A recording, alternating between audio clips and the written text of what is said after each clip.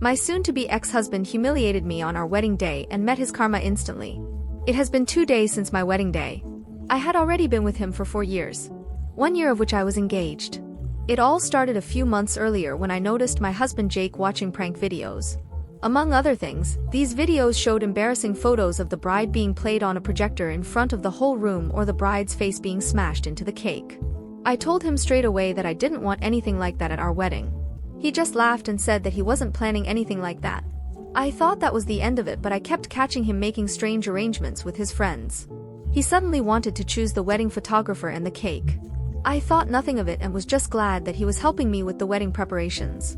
Nevertheless, I reminded him the day before that if he did something like that, I would break up with him immediately.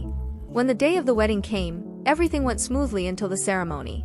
Until the moment came when the cake was to be cut. The whole room watched as I made the first cut and the photographer stood in front of us with camera in hand. Suddenly I felt a hand on the back of my head pushing me face first into the cake. Not only my makeup but the whole wedding dress was ruined and the whole room laughed, my husband the loudest. At that moment the photographer took the photo and Jake said that this was now our wedding photo. I turned around, slapped him in the face and ran out of the room in tears. Thank God karma didn't take long to arrive and came in the form of his own brother. I ran to the toilet and started crying when I suddenly heard loud shouting from the hall. It was his brother Frank. I could barely understand what he was saying, and when I left the toilet he was waiting for me. He told me that Jake had something to tell me. Jake was shaking and apologized without looking me in the eye. Frank told him to look me in the eye and apologize again.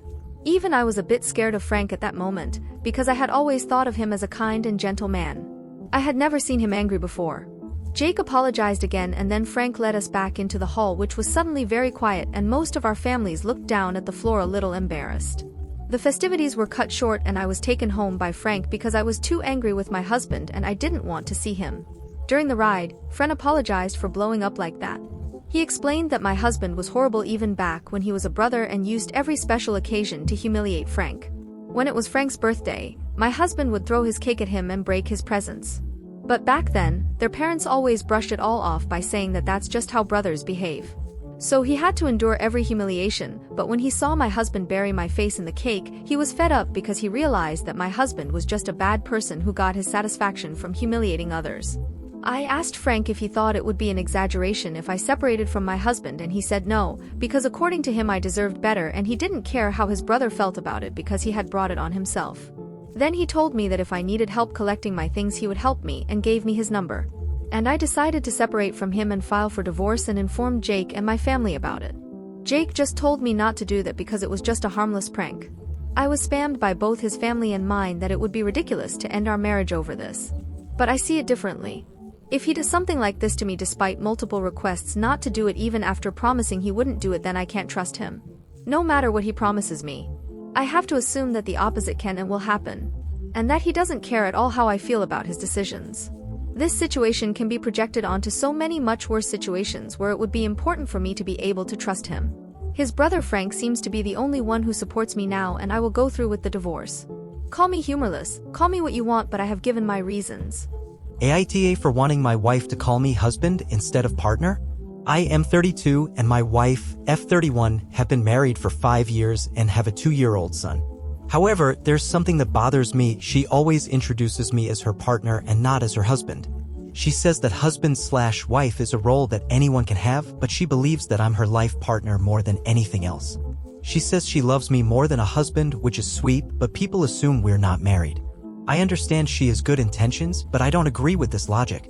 For me, husband/wife is a term that signifies commitment, loyalty, and unity. I think calling me a partner is too vague and generic and doesn't reflect the depth of our relationship. As I mentioned, this could cause misunderstandings with other people who think we're not married, and one even assumed we're in an open relationship. I've talked to her about this several times, but she doesn't change her mind. She says I'm being insecure and that I should respect her choice of words. She insists it doesn't affect our love at all and that I'm making a mountain out of a molehill. I don't want to argue with her over this, but I feel she's being stubborn. Update: I talked to my wife about an idea that one user suggested for her to use, husband and partner. She found it a good middle ground for both of us and agreed to use it on the condition that I also use wife and partner. I accepted.